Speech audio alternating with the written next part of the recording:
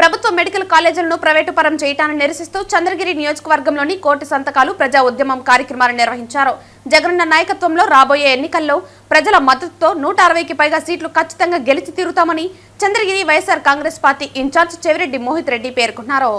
ఈ సందర్భంగా ఆయన మాట్లాడుతూ నవంబర్ 5 నుంచి డిసెంబర్ 5 వరకు నెల రోజుల్లో కోటి సంతకాల సేకరణ కార్యక్రమాన్ని వైసీపీ నిర్వహించిందని అన్నారు. చంద్రగిరి నియోజకవర్గ వ్యాప్తంగా 116 గ్రామాల్లో 1,16,000 సంతకాలు సేకరించినట్టు తెలిపారు. కోటి సంతకాల సేకరణలో ప్రజలు స్వచ్ఛందంగా పాల్గొన్నారని, జగనన్న తీసుకొచ్చిన ప్రతి సంక్షేమ కార్యక్రమాన్ని సీఎం చంద్రబాబు నాయుడు ఆ క్రెడిట్ను చోరీ చేస్తున్నాడని అన్నారు. లక్షల కోట్ల ఆస్తులను పీపీపీ పేరుతో ప్రైవేట్ వ్యక్తులకు కట్టబెట్టే ప్రయత్నం చేస్తున్నారని అన్నారు. దేశంలో ఎక్కడైనా ఇంతటి దౌర్భాగ్య సీఎం ఉంటాడా అని అడుగుతున్నారని ప్రశ్నించారు. చంద్రబాబు నాయుడు పుట్టిన ఈ ప్రాంతం నుంచే ప్రభుత్వ మెడికల్ కాలేజీలు ప్రైవేటు పరం చేయడంపై ప్రజా వ్యతిరేకత ఎంత ఉందో కోటి సంతకాల సేకరణ ద్వారా తెలియజేస్తున్నామన్నారు.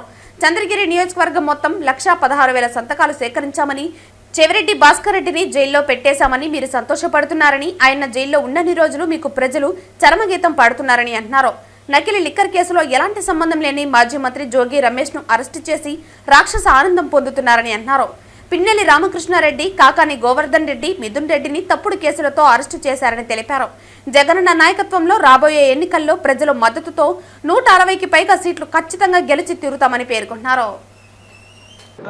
ఈరోజు కోటి సంతకాల కార్యక్రమానికి ఈరోజు ముగింపు దినంగా సుమారు చంద్రగిరి కాన్స్టిట్యున్సీలో 1,16,000 సంతకాలు మా కార్యకర్తలు, అదేవిధంగా వైఎస్ఆర్సీపీ సైనికులు ప్రతి ఒక్కరూ కలిసి ఈరోజు ఇంటింటికి పోయి సంతకాలు సేకరించడం జరిగింది.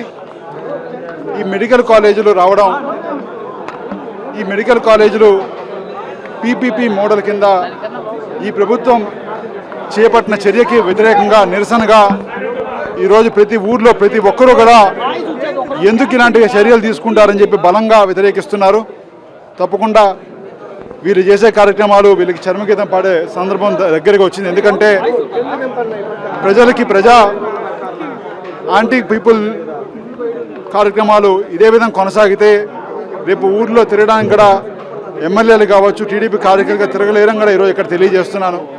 ఇలాంటి కార్యక్రమాలు ఇంకైనా వాళ్ళు మానుకొని ప్రజలకి ఉపయోగపడే 10 మంచి పనులు చేయాల్సిందిగా ప్రభుత్వానికి కూడా ఇక్కడి నుంచి హెచ్చరిస్తున్నాము.